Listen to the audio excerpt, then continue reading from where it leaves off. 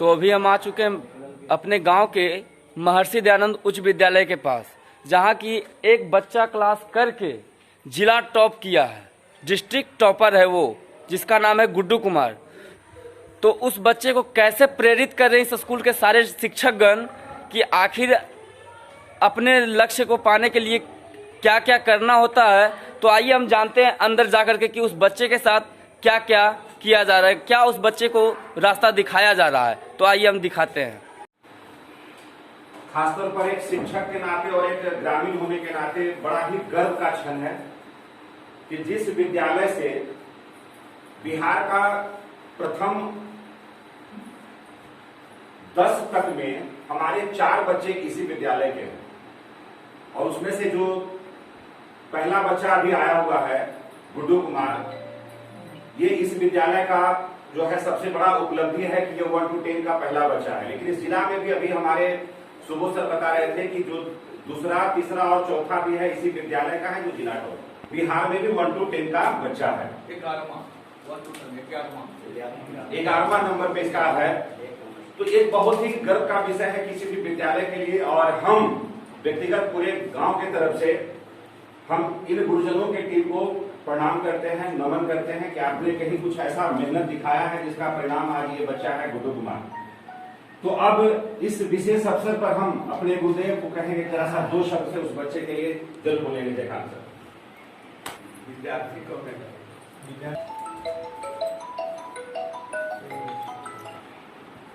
ये 2 शब्द महर्षि और दयानंद, जिन लोगों ने इस नाम का चयन किया होगा, मैं उसे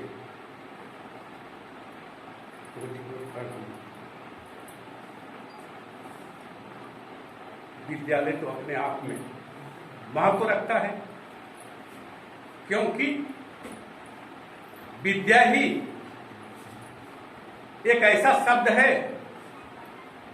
जो सृष्टि से उत्पन्न हुआ।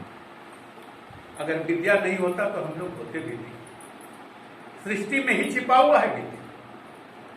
तो विद्या से आगे बढ़ा विद्यार्थी, और वो सबूत है मेरे सामने, ये लड़का जिसका नाम क्या है, नाम बाबू गुड्डू। अब देखिए, हमारे विद्यालय में आया था पढ़ने के लिए, हमारे शिक्षकगण इस विद्यालय को अधिक से अधिक आगे बढ़ाने की कोशिश की, और उसका प्रतिफल ये सबूत करके दिखाया।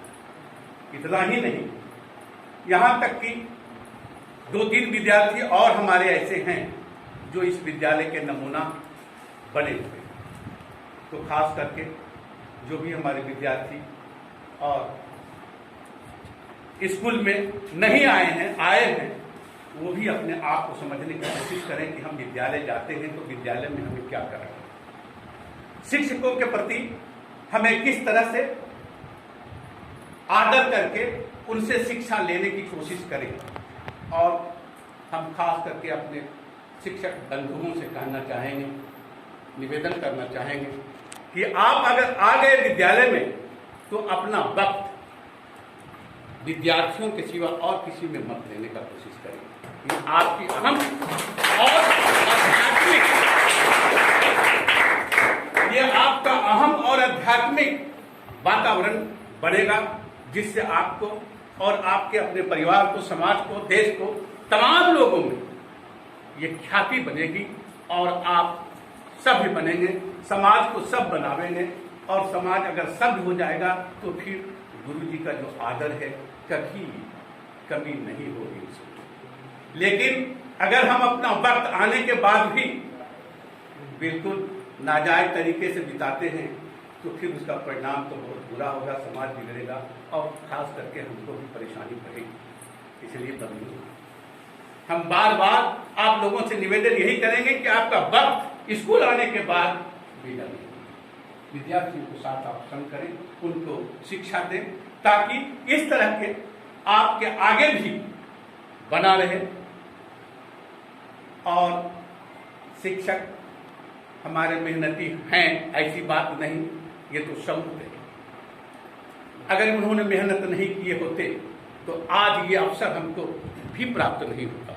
और हम आज अपने ही विद्यालय में अपने शिक्षकों को, अपने विद्यार्थियों को इस तरह से लोगों को सलाह दे रहे हैं, मशविरा दे रहे हैं कि आप शिक्षा को अधिक से अधिक महत्व देने का कोशिश करें, क्योंकि बिना शिक्षा के ये मनुष्य पशु के समान होता है।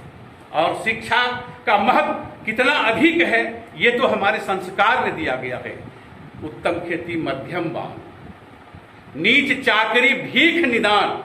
और शिक्षा के लिए बताया गया है कि अगर आप शिक्षा प्राप्त करना चाहते हैं और उसमें आपको आर्थिक बाधा उत्पन्न हो रही है तो भीख मांगना तो बहुत नीच काम है, लेकिन भीख मांग करके भी शिक्षा को प्राप्त करने का हमारे संस्कार में है। आप देखे होंगे जब वो पवित्र जब होता है तो पंडित जी वहां जिसको जब वो पवित्र होता है जनेऊ दिया जाता है, उसको भिख मांगने के लिए कहते हैं, लोग भिक्षा देते हैं। और वो भिक्षा किस लिए देते हैं? वो पढ़ने के लिए देते हैं। वो कहता है विद्यार्थी हम पढ़ने के लिए जाएंगे काशी। तो सोच लीजिए कि हमारे संस्कार में ये जुड़ा हुआ है कि भिख मांग करके भी शिक्षा को प्राप्त करना चाहिए। तो शिक्षा का कितना बड़ा महत्व है जीवन में ये तो आप सब लोग जानते हैं। हम लोग थोड़ा सा भी शिक्षा प्राप्त कर लिए हैं तो आज यहाँ इकट्ठा हुए हैं और ये विद्यालय हुआ है, नहीं तो पहले ये विद्यालय नहीं। पहले शिक्षा प्राप्त करने के लिए विद्यार्थी को गुरुजी के साथ जंगल में जाना पड़ता था और जंगल में जाकर के गुरुजी का सेवा करने के बाद अपना भी शरीर का हिफाजत करते हुए, गुरुजी का सेवा करते हुए और शिक्षा को प्राप्त करते थे। ऐसे समय हुआ और उसके बाद आज हम इतने संसाधन के बीच में भी अगर शिक्षा प्राप्त नहीं करते हैं तो सचमुच में हमको मनुष्य होने के लिए तो बिल्कुल सोच लीजिए कि मनुष्य होने के लिए, मनुष्य होना भी, मनुष्य कहना भी पाप है। अगर हम शिक्षित नहीं हुए, हम शिक्षा प्राप्त नहीं किए तो हमको मनुष्य कहना भी पाप है। तब तो हम जानवर की तरह हैं। जानवर में कोई शिक्षा नहीं, कोई उसका रिश्ता नहीं है, कोई माँ बहन नहीं है।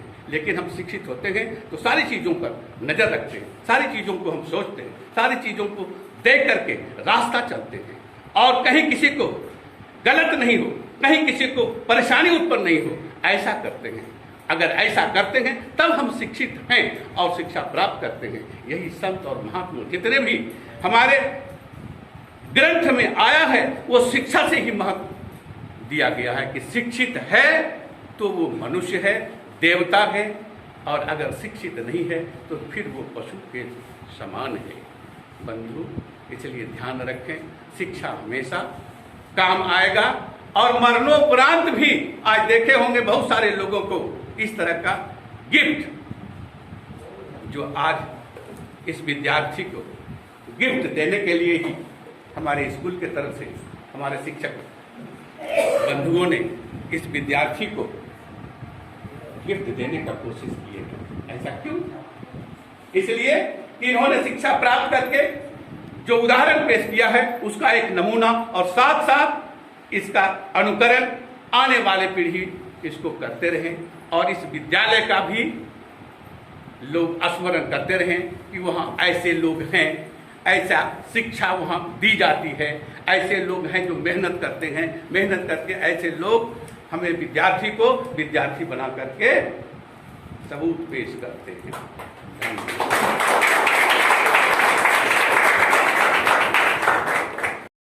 तो अब हम आग्रह करेंगे कि पूरे जो द्रोणाचार्य हैं इस विद्यालय के सभी द्रोणाचार्य एक साथ आकर और विद्यालय की तरफ से जो भी पारितोषिक उस बच्चे के लिए दिया जाना है, कृपया आप लोग सब, चूंकि सब इसके सहभागी हैं, आप सबों का मेहनत है कि यह बच्चा आज जिला और राज्य में इतना नाम कमाया है। तो सबसे पहले सफलता का श्रेय आप गुरुजनों को है। इसलिए आप गुरुजनों के टीम से मेरा निवेदन होगा कि आप लोग सभी आ जाएं और उस बच्चे को बुला करके पारितोषिक वितरित करें। कृतिका को थोड़ा सा हम आमंत्रित करते हैं कि आकर के उस बच्चे के स्वागत के लिए आ जाए और उसका बेहद एक ग्रांड स्वागत हो, ताकि उसे लगे कि मैंने कुछ अच्छा किया और बाकी जो भी बच्चे हैं वो प्रेरित हो कि हमें भी ऐसा करना चाहिए। इसे भाई और बहन की परंपरा विद्यालय में काम हो, इसलिए कृतिका वाहन के रूप में गुड्डू को चंदन अक्षत पुष्प अर्पित करेगा, फिर विद्यालय परिवार जो है सम्मान देगा।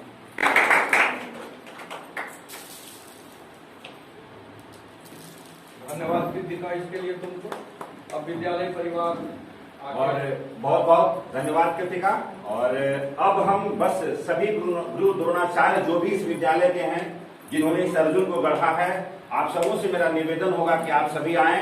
और निसंदेह अगर वो अर्जुन का पराक्रम नहीं होता तो आज द्रोणाचार्य का नाम भी नहीं होता। इस विद्यालय के इतने बड़े उपलब्धि में इस बच्चे का जो भूमिका है, इसकी जितनी भी सराहना की जाए कम है। और हम बस इस मंच से ये निवेदन करेंगे और एक मैसेज देना चाहेंगे कि बच्चे, आप लोग अगर ईमानदारी से मेहनत करेंगे तो ये दिन विद्यालय में हर एक वर्ष होंगे। आपका सम्मान इसी प्रकार से आप सभी गुरुजनों को इसके लिए आमंत्रित करता हूं कि आप आएं और इस बच्चे को सम्मानित करें।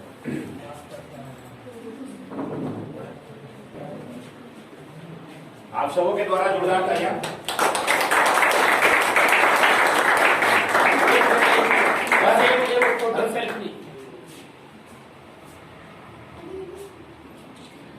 आइए बोतल, आप भी शिक्षक हैं, आप काहे पीछे रह जाते हैं? बोतल ना छोड़ना।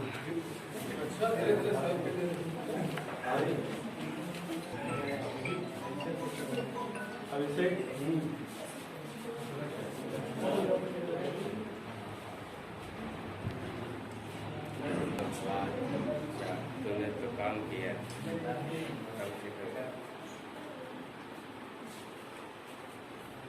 आज